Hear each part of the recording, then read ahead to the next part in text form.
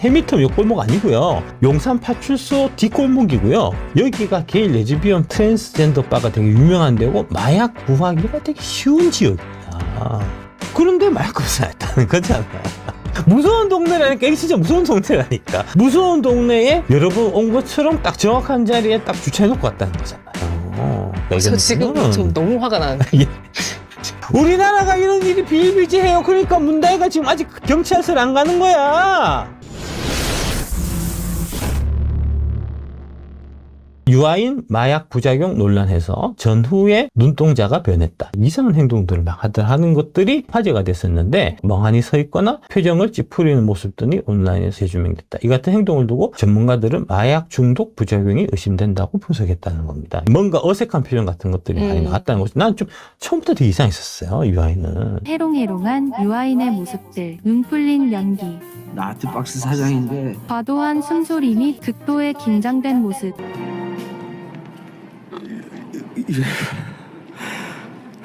여기에 나와 있는 행동하고 유사한 행동을 문다이씨가 한단 말입니다. 녹색 캐스퍼 차량이 서울 이태원의 한 골목에 주차를 합니다. 공사장에 있는 펜스초는 여기다가 이제 자연스럽게 주차를 하잖아요. 이게 초인기 아니라는 겁니다. 캐스퍼라는 작은 차를 갖고 오면 주차해 둘 수 있는 공간이 있다는 거를 알고 왔다는 겁니다.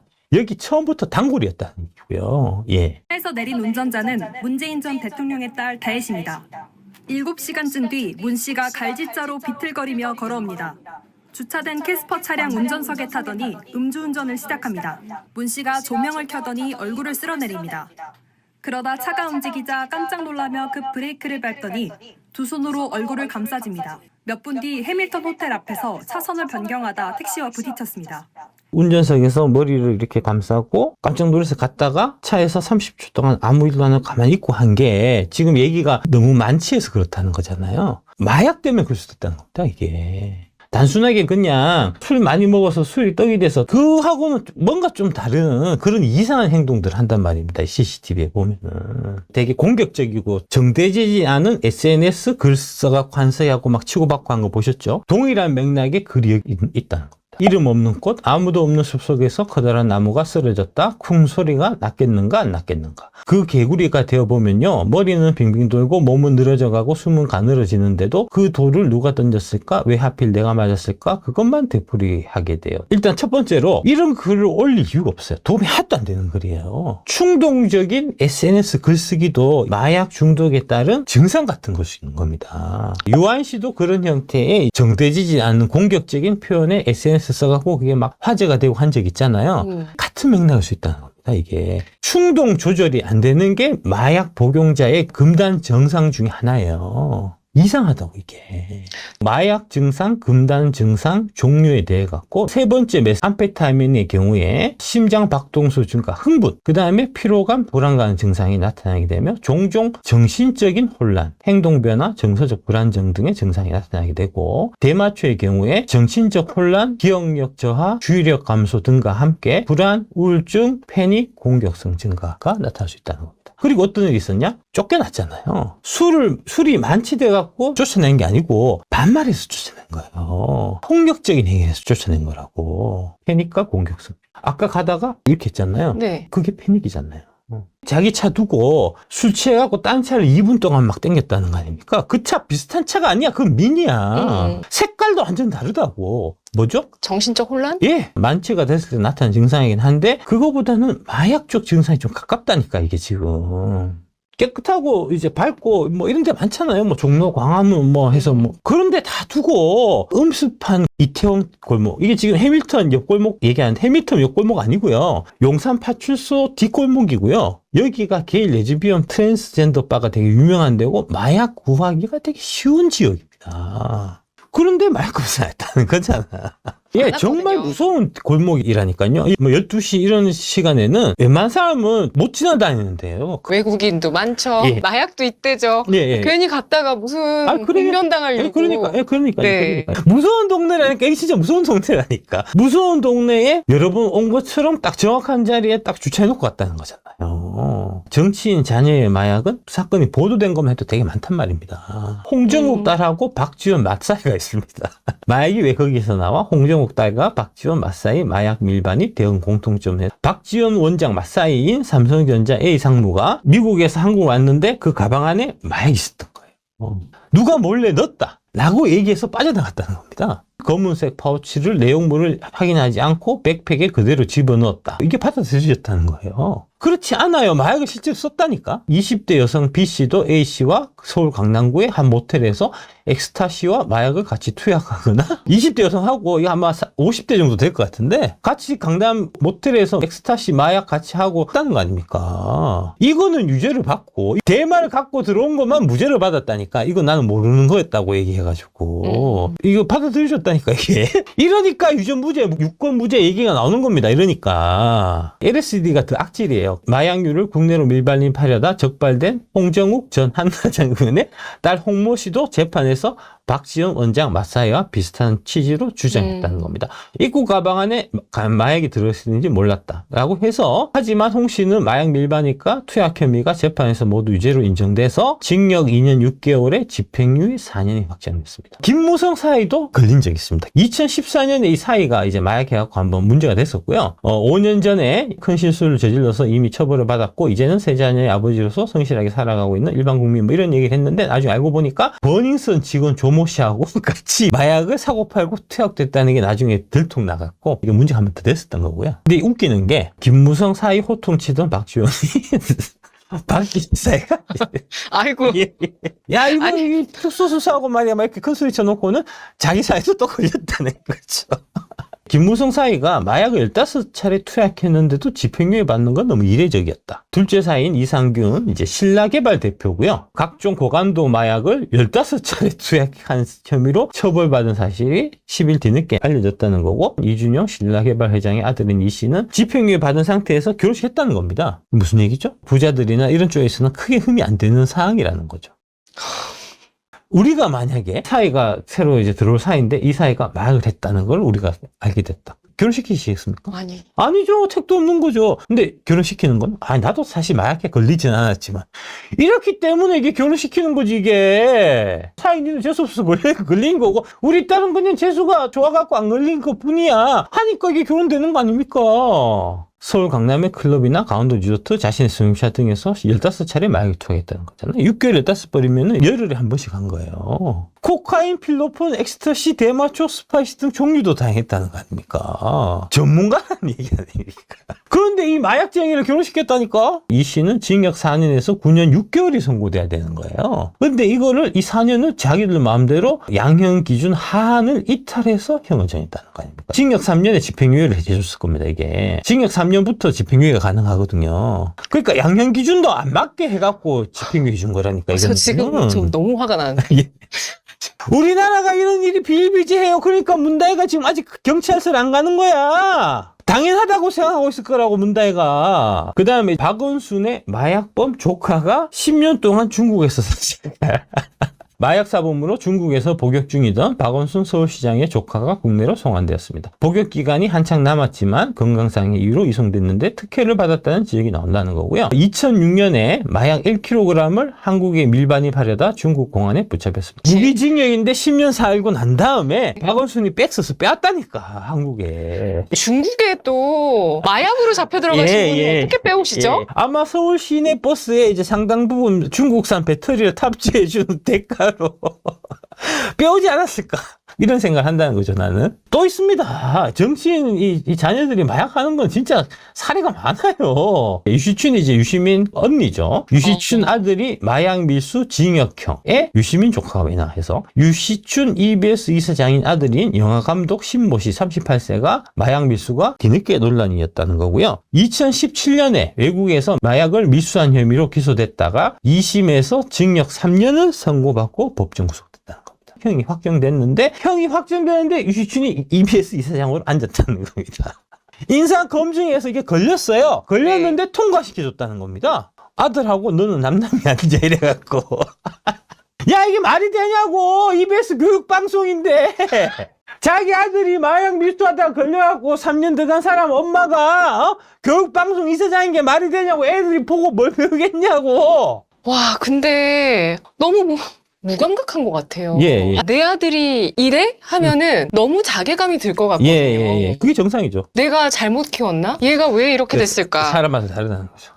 되게 이제 뭐 관대한 건데, 그러니까 이제 정치인들이 마약에 대해 갖고 왜 관대하냐? 자기도 마약 좀 많이 해보고 그랬으니까 관대하겠죠. 구속 사실이 언론을 통해서 보도됐지만 유 이사장의 아들이라는 점이 알려지지 않았어요. 왜 안 알려졌냐 하면은 네. 얘가 이때 이제 언론을 통해서 유 씨가 아니고 류 씨로 보도가 됐어요. 유 씨는 아들인지 몰랐던 거야. 그래서 통과됐는데 나중에 알고 보니까 이런 일이 있었다는 거죠.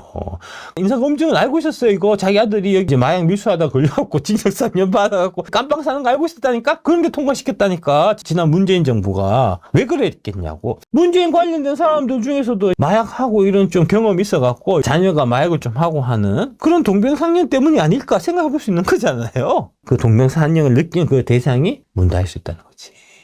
유시춘 아들 마약 밀매에 관련해서 이제 바른미래가 비리는 감추를 해요. 감수는 가지를 해요. 이렇게 그 라임을 이제 짜갖고 이제 논평했었다는 거고요. 이부진이 프로포폴 투약 의혹을 받았거든요. 이부진뿐만 아니고 이재용도 이때 예, 프로포폴 투약. 맞아요.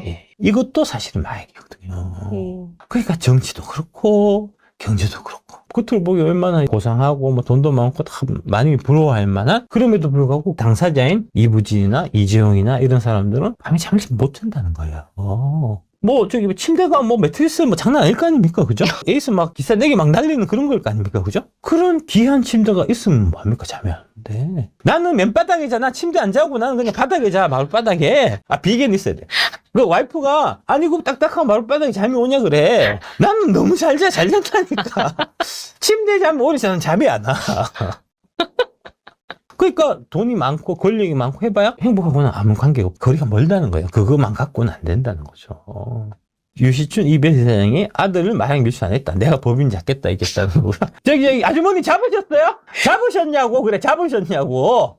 유시춘 아들 작업실에 가보니까 대마 흡연 도구가 발견됐다는 겁니다. 괜히 썼겠냐고. 이게 포물이 썼겠냐고. 이게 장식품이겠냐고. 이게 이 사람이 아직도 정권이 바뀌었는데 아직도 안 나가고 EBS 이사장 자리에서 버티고 있어요. 이 아줌마가, 이 할머니가 진짜. 아직도요? 아직도요. 이틀 전에 EBS 자체 감사서 유시춘이 업무 추진비 1,600만 원을 사적 사용했다. 그런데도 안 나가고 버틴다는 거야, 이 할머니는. 지금 실수 넘으셨을 것 같은데. 70 넘어갖고 뭐냐고, 이게 진짜. 아우, 더러워, 진짜. 심지어는 노조에서도 이 노조는 EBS 노조는 민주노총 산하 노조예요. 그 노조조차도 유시춘 이사장은 나가라. 오죽하면 같은 편인데도 나가라 그러겠냐고. 그런데도 안 나고 버틴다고. 진짜 아유 정말. 그 다음에 이제 남경필이 마약한 아들 구속해달라고 112에 본인 신고하셨어요. 원래 그 전에 아들이 마약한 전력이 있어갖고 아버지로서 책임을 지고 정치 물러나겠습니다 해서 그때 깔끔하게 경기도지사하고 물러났어요. 감옥 가서 마약 끊고 돌아오기를 바랬는데 초범이었기 때문에 집행유예로 그냥 풀려났어요. 어마무시한 정치인 자녀들이 엄청나게 마약 관련 범죄를 저질러도 다 집행유예가 되는데 남경필 아들은 그냥 살짝 몇 번 복용한 것밖에 없기 때문에 아버지가 아무리 감옥에 넣고 싶어도 넣을 수 있는 방법이 없었어. 그래서 집행유예로 풀려났는데 결국 못 견디고 마약을 하고야 말았고, 그거를 발견한 다음에 남경필이 자기가 일일이 신고해갖고 구속해달라고 이제 간청했다는 거야. 교도소에 갇혀야만 단약이 된다 이래갖고 잘 형기 마치고 나와서 같이 마약 퇴치 운동가로 뛰는 거죠, 전국을 다니. 하고 이제 아들하고 아버지하고 이제 약속을 했다는 겁니다. 아빠, 내가 끊으려고 노력해봤는데 나의 의지로만 갖고는 어려운 것 같아요. 죄송합니다. 감옥에 가서 오면은 꼭 제가 끊고 와서 아버지하고 같이 전국을 뛰면서 마약 퇴치 운동가로 같이 활동하고 싶어요라고 얘기하고 갔다는 겁니다. 감옥. 기쁜 마음으로. 전에 정치하실 때보다 행복해 보이시는데 하니까 남경필이 훨씬 좋아요. 김현정이 행복하십니까? 하니까 행복합니다. 그리고 저의 아들의 치료를 믿고요. 그리고 함께 그런 일을 할 날이 올 거로 저는 확신합니다. 경기도지사 안 하고 아들은 감옥 보내고 그랬지만 나는 더 행복하다는 거 아닙니까? 행복은 권력이나 가진 거나 재산이나 이런 거하고 직접 관계 없는 거예요. 오히려 지금 문재인처럼 딸내미 이렇게 뒤로 빼돌리고 뭐 자꾸 이런 궁디를 하니까 네가 불행한 거라고, 새끼야. 인상이 계속 썩는 거라고. 마약 퇴치 전도사로 거듭난 남경필 전 시장. 아들 덕분에 성령을 체험하고 독실한 기독교인이 됐다. 새 삶을 찾았다. 마약 중독 내 아들 빨리 벌 내려달라. 형 확정돼야 치료가 될 거다. 예. 그래서 변호사를 안 썼다는 거예요. 꼭 구속해달라고 이제 울면서 얘기했다는 거예요. 자기 아들 감옥 넣어달라고 아버지가 얘기하신 건 내가 알기에 처음 사례가 아닌가. 그리고 최근 국감에서 마약과의 전쟁 위해서 마약청을 신설해야 된다. 마약청의 신설을 국회에 제안했다. 컨트롤 타워를 만들어야 한다. 마약류가 국내 유입 경로와 사용되는 방법, 치료하고 재활하고 하는 것까지 모든 것을 하나의 범부처적 지휘체계에 넣어야 한다. 그래야 마약과의 전쟁에서 이길 수 있다. 그런데 지금 검찰, 경찰 갈려 있다고요. 이 갈린 게 문다혜의 마약을 덮어주기 위해서 그걸 갈랐던 게 아니냐 하는 지금 제가 의혹을 제기하는 거 아닙니까? 단순한 사생활이 아니라고 이건 공적인 일이라고. 자신의 힘으로 마약류를 끊기 어렵기 때문에 주변의 모든 사람이 또 국가가 사회가 가족이 함께 도와야 끊을 수 있다. 남 대표는 아버지의 손으로 아들을 신고할 때가 가장 힘들었다. 아들이 구속되고 재판을 받았다. 아들이 최후 진술에서 가족이 나를 절대 포기해주지 않은 것을 감사하다. 마약류를 끊고 나와서 아버지와 함께 응고활동하겠다고 한 이야기에 감동을 받았고 지금도 그때 감동으로 버티고 있다. 이게 만약에 이제 문다혜가 마약 관계 검사 결과 밝혀지게 되면은 사회적으로 엄청난 경각심 불러일으킬 거고 그게 출발점이 될 거 아닙니까? 왜 그 출발점을 못 만드냐고요. 그러니까 검사해야 된다니까 자꾸 딴소리 하지 말고 문재인은 딸을 제대로 사랑하는 걸까 하는 생각을 해볼 수밖에 없다는 거죠. 소시오패스 같아요. 내가 봤을 때는 문재인은 겉으로 되게 사람이 인자하고 가족을 사랑하고 이런 것 같잖아요. 그런데 자기밖에 모르는 사람인 것 같아. 딸을 어떻게 생각하냐면 내가 이렇게 잘 나가고 내가 이렇게 돋보이고 하는데 거추장스러운 처리해야 될 뭔가의 물건 이런 식으로 생각한다는 거죠. 그러니까 애가 문제를 저지르면 안 되니까 피신시켜야 되겠다. 남들이 눈이 안 보이는 거기서 문제가 안 불거지게 이상직이라는 믿을 만한 애한테 왕창 매가매직시켜갖고 소름 돋는다. 네. 그런 관점에서 보면은 문다혜가 경제공동체 얘기 나왔을 때 우린 경제공동체가 아닌 운명공동체다. 그렇게 볼 수 있다는 거죠. 아빠가 내 허물을 막 이렇게 덮어주고 하는 과정에서 온갖 범죄를 저지른 내가 불게 되면 아빠는 인생 쪽나는 우리는 같이 범죄를 저지른 운명공동체다. 그런 관점의 운명공동체일 수 있다는 거죠. 진짜 제어가 안 되네. 예. 그래서 이걸 어떻게든 카바를 치려고 하니까 아빠가 계속 애한테 돈을 이렇게 밀어주는 거예요. 이거 책 디자인비 2억. 경제생활 전혀 못하는 거잖아요. 기부금 한다고 미술품 자선경매 열어갖고 기부 받아서 팔고 그 팔아갖고 수익금 나온 거는 캠 파운데이션한테 돈 주기로 했는데 안 주고 지가 꼴꼴했다는 거죠. 이게 무슨 짓이냐고요. 이게 문재인 퇴임하고 굿즈 사업을 하려고 그랬어요. 그중에 하나가 토리 달래기고 네. 기부 사이트 뭐 이런 걸로 처음 얘기했다가 중간에 기부 빠지고 지가 다 먹었다고. 딸내미가 왜 이렇게 돈이 많이 필요하죠? 마약하면 돈 많이 필요하죠. 사소한 대통령 가족의 일탈이 그거를 권력으로 덮어주다 보니 일이 국가적인 사건으로 크게 커진 그런 사건일 수 있다. 되게. 처음에 출발은 작은 거짓말이에요. 작은 거짓말을 덮기 위해 갖고 큰 거짓말이 덮이고 하다 보니까 이게 버닝썬 마약 수사권을 검찰에서 경찰로 넘기는 이런 형태 엄청난 큰 거짓말이다. 그러니까 아무리 문재인 대통령, 전 대통령 아직 좋아하시는 분도 계시고 하실 테지만 분명히 잘못된 부분은 이 안에 너무나 차고 넘치고 이건 바로 잡아야 되는 문제인 그렇습니다. 것 같아요. 예, 그렇습니다. 예. 하나도 제대로 수사하고 뭐 해결될 건 하나도 없어요. 하나도 없어요. 저도 그 내용 보고 예. 아무것도 안 되어 있구나. 이렇게 많은데. 다 막아왔었고요. 이원석 검찰총장이 다 막아왔고요. 단순한 채용 비리의 문제가 아니라는 거죠, 이게. 예. 이제 진짜 제 영상에도 썼지만 임계점이 온 것 같아요. 예, 그렇습니다. 예, 그렇습니다.